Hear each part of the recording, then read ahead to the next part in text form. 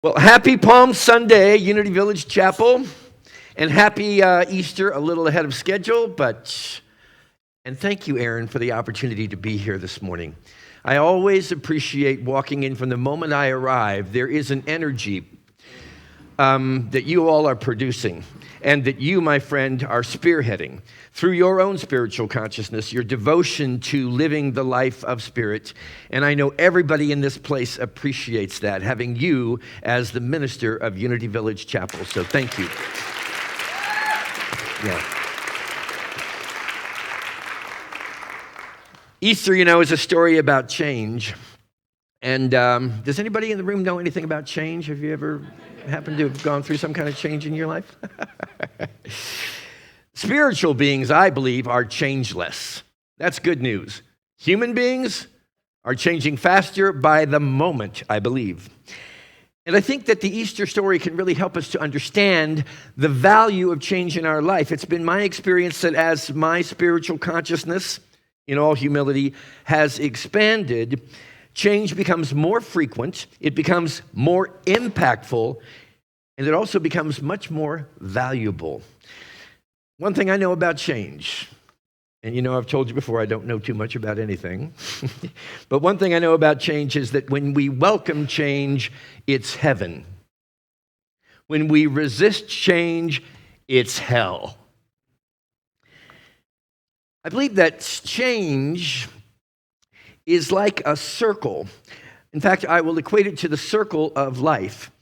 And I love the words of Robert Brummett, the Unity minister who wrote a phenomenal book that I've shared with pages of that with you before.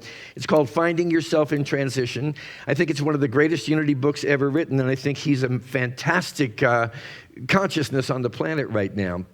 But he says this: every beginning starts with an end. Think about that. Every beginning. You can't have a new beginning unless something is wrapping up, unless something is concluding. And I think we see this illustrated in the Easter story. Let's begin with crucifixion, the ending, the release of anyone or anything whose time is complete. Now, we're culturally heavily conditioned to avoid and to dread endings. As a rule, nobody likes to end anything, and we find them to be quite painful. It's not true in every culture that we have on this planet. In many of these cultures, they actually celebrate the experience of change, even taking it so far as the experience of death. They do not see it as a sad and remorseful ending or the absence of something that once was. Instead, they embrace it. And you and I believe, can do the same thing with changes as they occur in our lives. It doesn't mean they're always going to be easy, but what I've found is if I can remember that any ending is prelude to a beginning, it helps a lot. Because it's so easy to become completely immersed in the ending and believe it's the end of everything. And I've been down that road before, and I think I'm getting a little better than I used to be. When an ending comes along, I remember that that's not the end. That's just part of the process. And the next step in that process is what Robert Brummett calls the void. In terms of the Easter story, we call that entombment. It's wandering in the dark wilderness of the unknown. Anyone ever spent any time wandering in the dark wilderness of the unknown? It's a pretty spooky place to hang out until you start to realize that that's where you always are. You see, we're walking around with all these ideas thinking we know so much, but the reality is we know very little. And there's very little, especially in the external world, that we can truly count on. So this opportunity that we're given in the process of change, in the circle of life, to dwell in the tomb is very significant. Can we embrace that experience? Can we embrace being in or meandering or wandering through the dark wilderness of the shadows that are within us? Recognizing that process is very natural to us. We're designed to walk as confidently when we're in the wilderness as we are when we can see clearly what our goal is and our direction. And we can do this, but we wouldn't have that opportunity if it weren't for endings coming along and then hanging out in that void. Actually, the void doesn't have to be a disconcerting place. It can be a very comfortable place in which we realize I am preparing myself for the new beginning. And then we come to that new beginning, the resurrection, if you will. And we recognize it to be the arrival of anyone or anything whose time is ripe. So in that crucifixion, we have to let go of that which has completed its process within us. And then we have to meander through that wilderness, but then step into realizing there are things right now in this moment for every one of us that are ripe, my friends. And if we focus on that, if we remember that every ending is an opportunity to become comfortable with that wilderness experience and then step into a resurrection, it makes the whole process so much easier. We don't have to go into so much torment over it. It's the promise of spring that we see all around us right now. Weren't those trees? I just heard recently that is it the Bradford pear trees that are supposed to not be here, I guess? But I'm really grateful. They're like huge white bouquets. That's the promise of spring. It's new life emerging and springing forth. So this morning, my question of you would be, what's your Easter story? What's your Easter story? We all know the story that was told so many years ago, and it's beautiful, and it's sacred, and it's also symbolic. What is your Easter story? Is there anyone or anything whose time is complete for you? Just contemplate that. Where do you find yourself in this moment wandering in the dark wilderness? And is there anyone or anything whose time may be perfectly ripe for you in this moment? Charles Fillmore, the co-founder of the Unity Movement, shares these words. Easter symbolizes the awakening and raising to spiritual consciousness of the I am in man, and I'm going to insert and woman, which has been dead, or I'm going to say asleep, which has been asleep in trespass and sin. In Unity, we interpret that to be false beliefs, and buried in the tomb of materiality, or time, space, form, and matter. Let me read that again.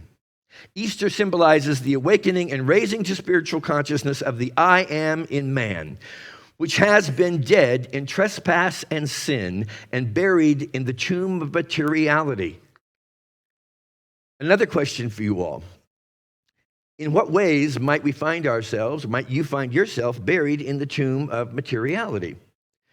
For myself, it's a long, long list. And that's after years and years of studying these principles. I don't care. It keeps getting better. And I keep experiencing more gratitude. But as I speak to you in the present moment, there are moments where I am still buried in the tomb of fear, of victimization, of preoccupation with what's going on outside of me instead of what's going on inside of me, of criticism, accusation, guilt, resistance. I told you it was a long list. Defensiveness. Anybody been defensive over the last few months? I expect to see a few hands raised if we're all really honest here. And this is a safe space where we can be honest. To what degree might I be preoccupied with worldly accomplishments and success and feeling like every day when I wake up, the most important thing I have to do is prove my worth to other people? And forgetting to put God first. Seek first the kingdom. In such moments, my friends, I just say this. It's time for resurrection. It's time for resurrection. We're hearing about the universe calling us. I believe it's calling us into a state of resurrection. The author and activist, Marianne Williamson, has been doing some very interesting social media broadcasts lately, and I'm going to paraphrase one of them in my own words for you this morning.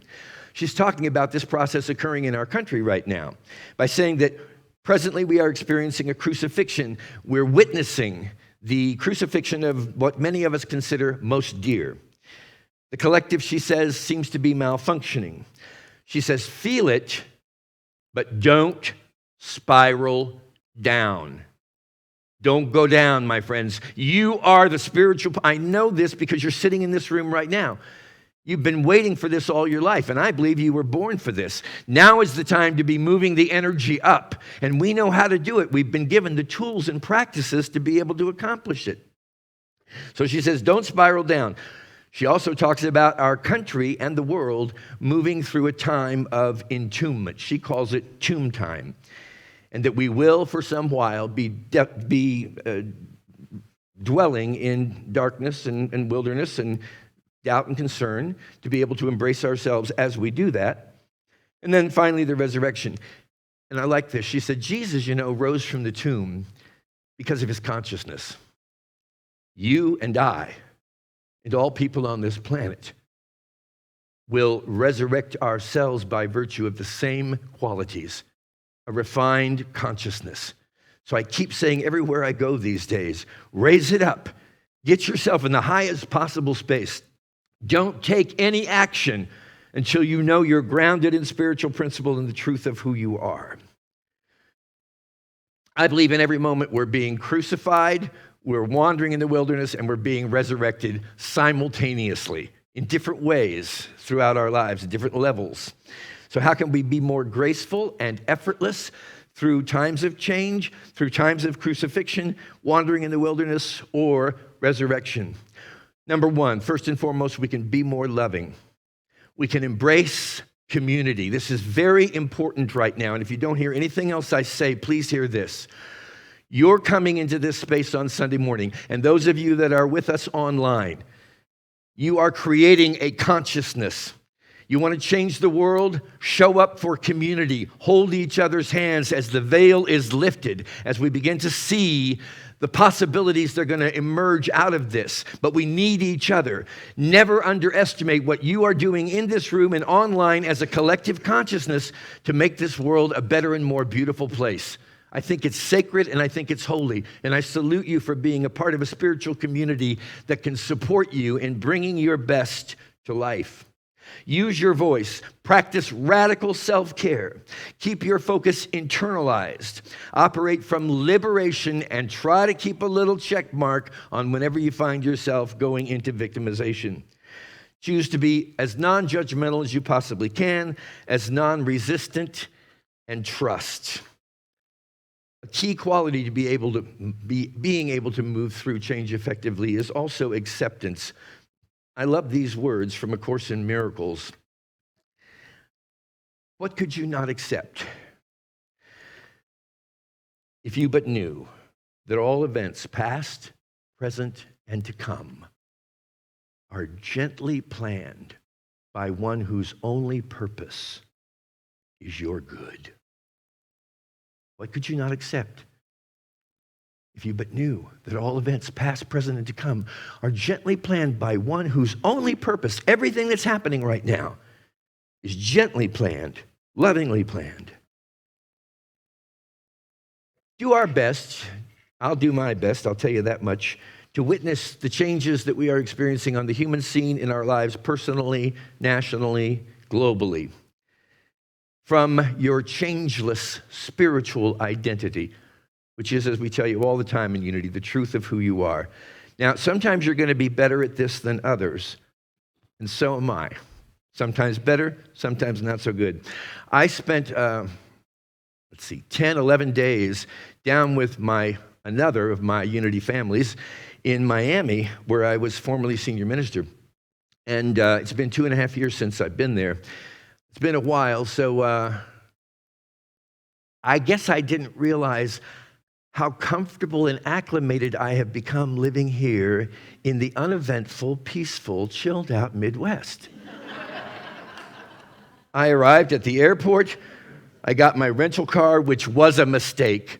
I should have Ubered everywhere because the traffic is more intense there than it ever was when I lived there, and it was pretty intense when I lived there. So here I am going from the airport to my hotel, just driving so uptight. The next day, we had a wonderful celebration. They just purchased a new home, their new property in Miami Gardens, which is just a little bit north of Miami. So I went there, we celebrated that, and I was a part of the meeting where we voted to purchase the new property.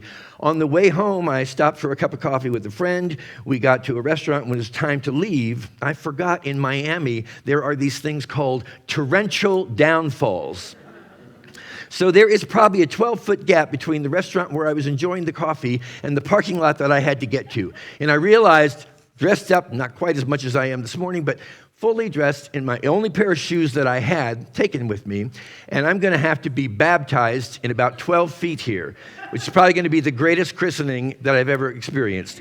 And sure enough, we took off running for her car. I was drenched from top to bottom, and it was a total mess. And I'd like to tell you that through the whole process, I was just dancing along going, the Christ presence, man, this is awesome. But I wasn't. There were words flying out of my mouth that I cannot share from this platform this morning. So I didn't do too well on that assignment. Tuesday morning, I woke up to drive to West Palm Beach, Florida, which is another one of the ministries I once served in, and to see some friends up there. I stayed overnight, and I got Wednesday morning it was. I'm driving back to Miami in my rental car on 95, which is always an adventure, when all of a sudden, boom, my back rear tire blows out. Well, now I can say, thank God it wasn't a front-wheel tire at 65 miles an hour. But here I am now driving down 95. I see an exit ramp at Delray Beach, so I'm kind of boom, boom, boom, boom, boom, boom, boom. Down the ramp I go. I pulled over on the shoulder. I did better. I took a breath. And I said, I want to come from the highest possible place that I can come from. Closed my eyes for a moment. And when I opened my eyes, and I'm not exaggerating here, there is a big black and yellow sign that says, Discount Tire Store. See, now you can say, well, that was all just circumstances playing out. Maybe it was, but it was quite different from the baptism that I experienced just a few days earlier. And I was a lot different. So I made my way, thump, thump, thump, down to the bottom of the ramp. I went inside. I started telling him my story. I'm visiting here. I got a rental car. The tire blew out. The guy's just looking at me. And I looked across his lapel, and his name tag said, Angel. Angel. And I said, oh my God, I'm so grateful that I'm here. Not only is your name Angel, but you are an angel. And he's sort of like, okay, man, like whatever, can I put a tire on in 45 minutes? Yeah, I can. And I said, no, you don't realize this. You're an angel, and all those people out in the garage, they're angels too. So it's getting a little creepier and a little weirder, but I knew what I was talking about. I later told him that I was a minister, and he excused me. My point is, dear friends, we have a choice. When change comes, especially unanticipated change, driving down the road just fine 1 minute, the next minute all hell seems to be breaking loose. We have an option to choose which way we want to dance through this circle of life. To go back to the words of Marianne Williamson, she was talking about, right now is the time to demonstrate our faith. Right now is the time to participate in collective activation of that which is forthcoming, to be radically available to the Spirit of God. Think about that, radically available. There's nothing more important to me than being available to the presence of God, because we are here to participate in an evolutionary breakthrough. And Jesus Christ, all those years ago, through the crucifixion, the entombment, and the resurrection, gave us the perfect formula for getting through this successfully. Author and teacher Barbara Marx Hubbard, and I loved her dearly as a friend and as a co-worker in spiritual truth. She always said every breakthrough, never forget, every breakthrough is preceded by a breakdown.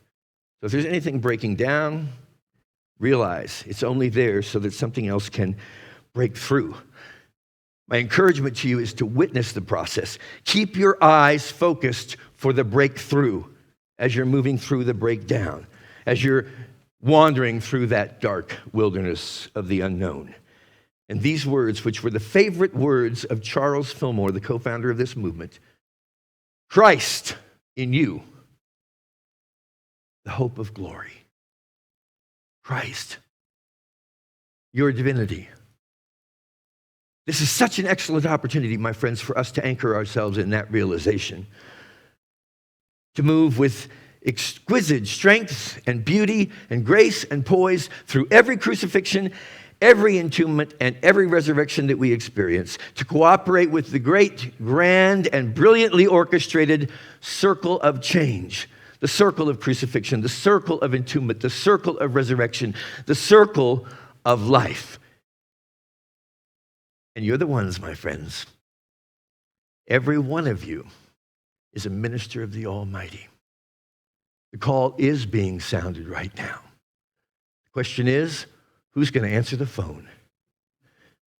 I know, looking at all of you and feeling the energy of all of you online, we're the ones to do it. God bless you.